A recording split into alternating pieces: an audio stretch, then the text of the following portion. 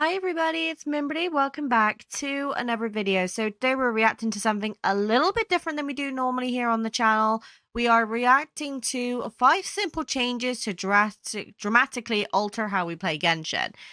We've reacted to this content creator before, and they've recently released a video about the 5 changes that they want happening to Genshin. I'm genuinely curious because this one's a lot more predominant in Genshin than I am, and with me about to come back to the game, I kind of want to see if anything has changed. So let's get straight into it. But before we do, make sure you leave a like and consider subscribing, because I do release reaction, gameplay, and guide content for Honkai Star Rail and eventually Genshin Impact later this year. And if you guys are struggling with anything or need an account review, you can actually ask me to do one for you, and that will be a video either completely private to you or it will be released on the YouTube channel for free. So let's get straight into it. Now, I've been playing Genshin since the second half of version 1.0. Oh, In that fucking time, I've hell. seen people quit this game many times for many different reasons. I myself have a lot of things I would like in this game, or small issues with it, yet I continue to play it. It doesn't take much of my time, and I do enjoy the time that I spend on it, so, it's pretty easy to keep playing it. However, that does not mean that there are things that I wish it would Fucking have hell, it's bright. or improve Venti, upon. put So the here's sun my away. personal list of the 5 things that I think would improve Genshin the most. Let's get one of the most boring ones out of the way. And yes, this is a Honkai Star Rail feature. We're all tired of hearing about it on both sides of this probably, but the ability to replay old events. Genshin has had a long time to amass events, a lot longer than Honkai Star Rail has. And the ability to play old events would not only add a lot of evergreen content for both new and existing players to go on breaks to do, it would also give players a lot more chances to interact with the characters they love, or even potentially get attached to characters that they didn't know they liked. It's really a win-win for everybody. Absolutely. Players who love the story and play this game for the dialogue, which I think is actually a vast majority of players, would have more of that content to do, especially if they missed one. And HoYoverse, the company that wants our money, would get more people being attached to characters and wanting meaning more money. Because it's very common for someone to I not loved really that want event a with character husband. until they see them in the story quest. And just like in Honkai Star Rail, they can make it so events have limited time rewards. Things that actually reward the players that are actively doing the event as it is live. And someone who comes in later misses out on those rewards, but they can still do some of it and get something out of it. The only real downside that I can think of to a system like this is perhaps maybe in the current state of the game, they actually delete some older cinematic files and cutscenes and stuff from the old events to help keep the file size of the game down. Yeah, because the file size is already huge. A gigantic game. However, I think most people would agree that that is probably a worthy sacrifice for the sheer amount of content that would add back into the game. I mean, imagine 100%. You could just go play Wind Trace at any time, or any of the combat events that actually add more difficulty to the game than even the Spiral Abyss has. Yeah. And then let's also not forget that you actually get to play test other characters that you wouldn't necessarily get to play until they're run on a banner. Might take away a bit of what makes those events rerunning special, but there are ways to combat that, and I don't think it's that big of a deal. I think this would be a huge boon to the game. Now, something that almost that's a cool little touch, by the way, is Raccoon runs across the screen to say where he is. Revolutionary to bring up. People talk about it all the time, but that is because it is very important to some people. Now, let me just say this. Anytime I bring this up or I see others bring it up, I see people get attacked for it. I've had people tell me that I'm playing the wrong game because they are apparently deciding that this game is only story, and if you don't want to play for the story, it's not the game for you. That's not for you to decide. Honestly, some people treat it like you're skipping the story in like a Telltale game or like The Last of Us. The kind of games where the story actually is like 90% of the game and the gameplay is probably mediocre at best if there's any real meaningful gameplay at all. Genshin is not that kind of game. Yeah, sure, there may be a lot of instances where people say they don't like the gameplay. Maybe they actually don't like the open world exploration part, which weirdly I've heard a lot from people. However, I actually like the gameplay, and a lot of people do as well. And I don't always want to listen to the story. In fact, my preferred way of experiencing stories in video games is to listen to it through YouTube. Either somebody else just making like a movie of it where they added all the cutscenes, the dialogue stuff together for a viewing experience, or I'll read about it on wikis and stuff. Actually experiencing it through the game itself is one of my least favorite ways to do it. Some people don't want to experience it all, and forcing them to isn't going to change that. Not for most people anyway. All a skip option plus does fact is it's allow unvoiced people who don't dialogue. really care It's about like the story at all not to really enjoy much the point. game the way they want to enjoy it. Even if they did add a skip button, you don't like the idea of it, well, surprise, you don't have to use it. Yeah, In just my don't opinion, click on it. There's really no good argument against a skip button. If you don't like it, you don't have to use it. And if you're afraid that it's accidentally going to be clicked and skip something you didn't want to skip, you can easily just add 1 or 2 confirmation boxes. Hell, add 5. It doesn't really matter to me because that'll still be a lot quicker than enduring a lot of dialogue you've either already seen on an alt account or just don't care about in the first place. Yeah. On to a more exciting one, at least in my opinion. This is something Oh, that's yeah? really near and dear to my heart. Character customization. Not appearances, not like equipping gliders on them and changing the color of their outfit. As nice as that would be, that's not what I'm talking about. I mean ways to make a character your own, make it function in the way you want to function. For example, Xiao has several different artifact sets that he can equip. None of them actually change the ways he plays. He just does his damage a little bit better than maybe another one. As for weapons, it's more of the same. You know, certain weapons are just strictly better than others for DPS. Maybe they help your energy, and that does help your gameplay a little bit, but ultimately the goal is still the same. Have it burst up as much as often and just plunge. What I want is something akin to World of Warcraft talent trees or skill trees, whatever you want to call them. Just a standard tree of passive nodes or, you know, big nodes that either add new functionality to abilities. The OG. Add new functionality to abilities, similar to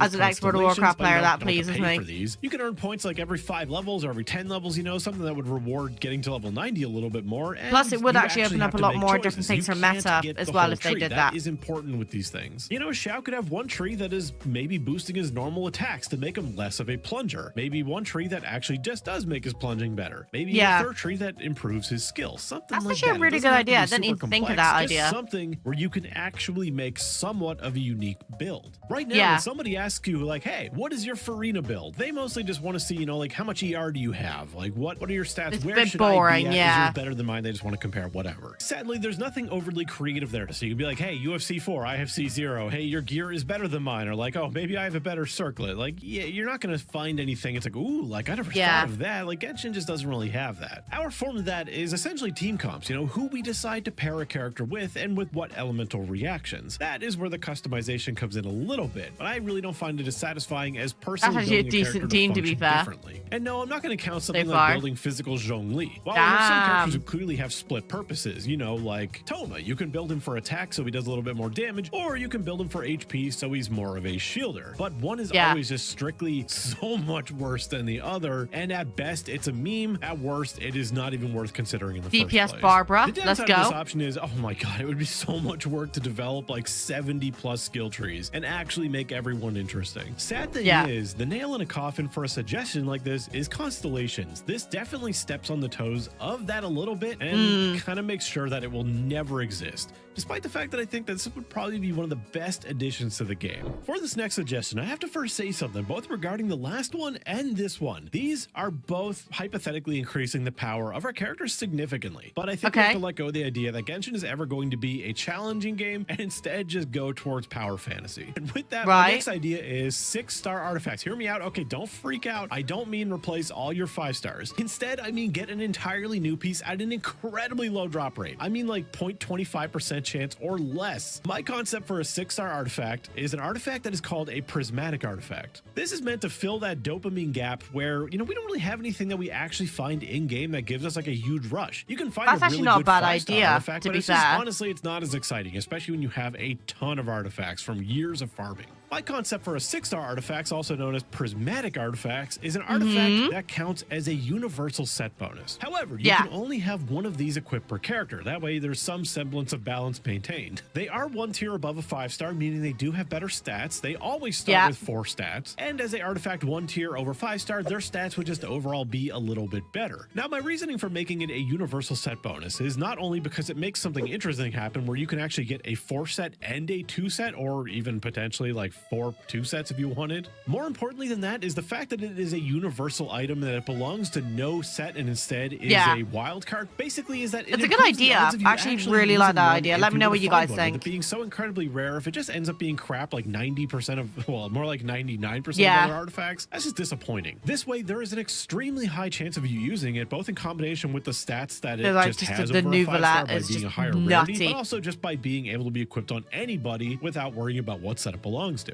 With how many diverse characters we have now using various stats to scale, there's a good chance that no matter what it rolls with, for the most part, it is going to be at least serviceable on somebody, especially with the fact that it enables a 4 set and a 2 set. That only adds to the value of the piece. So a few ideas to balance this out and make it a little bit more exciting. One, it possibly could only be limited to flowers and feathers. That way you're not getting an insane amount of like attack or ER or crit or elemental damage bonus, stuff like that. That not only reins in the power a little bit because you can't get like an insane crit damage circle it beyond a natural 5-star, but Flower and Feather take a flat stat right off the menu with their main stat and take the main stat gamble out of it, just ensuring that these are more likely to be used. Then, more cost. I would envision these being way more expensive to level than a regular artifact the entire way through. I would say like around like 1 to 2 million more to go from 0 to 24, you know, just something to make it a little bit more prestigious. Christ. How much money do you think I got? I envision them making the game more difficult to account for you having this and actually being rolled well. No.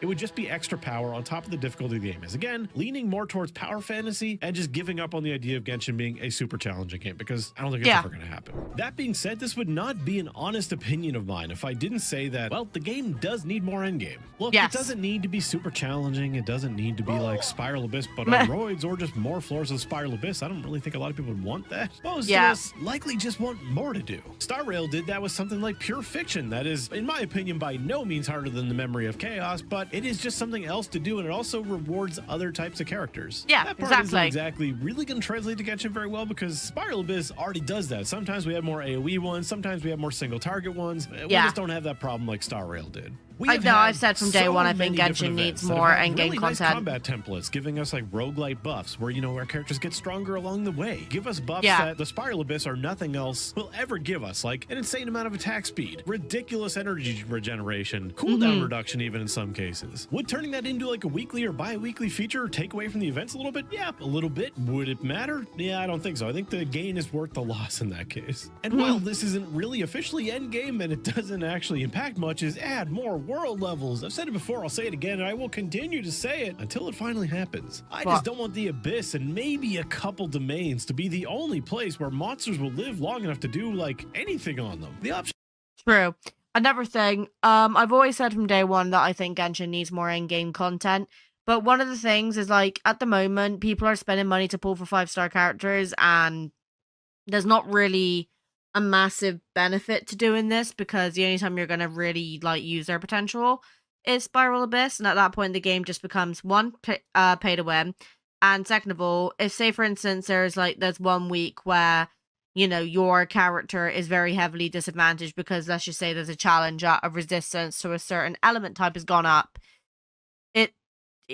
your character just gets nullified. Is already there to decrease it. If people don't like that increased difficulty, you don't have to add any insane rewards for it. You know, just maybe a little bit more Mora, maybe a little bit better drop rate, stuff like that. And hell, even if it is a little too difficult for, you know, the everyday person standards as well, co-op is there. Finally, something else to encourage co-op. And while I mentioned co-op is definitely one of the things that improving upon that significantly could drastically improve the game, but that is so much harder to do. When I mentioned permanent events earlier, you know, once you could go back and replay, that already helps co-op. You know, if something like Wind Trace or Theater Mechanicus, various summer mini games, stuff like that, you know, those are pretty popular co-op events. And if they were available all the time, sure, the matchmaking may be pretty brutal in some cases, but you know, you can always find people. Most likely pre-made groups are a thing, and I'm sure a lot of people would be doing that, just killing time. And that is my list. Feel free to crap on them in the comments below, as I'm sure many people are going to do. We all have our own ideas of what we think the game needs. And I think these are pretty balanced. You know, there are even things in here that I don't necessarily care about myself, but I think the community overall would like. So thank you to my members, my patrons, for supporting me. As always, thank you for watching, and I'll see you in the next one. Attaboy! Okay, right.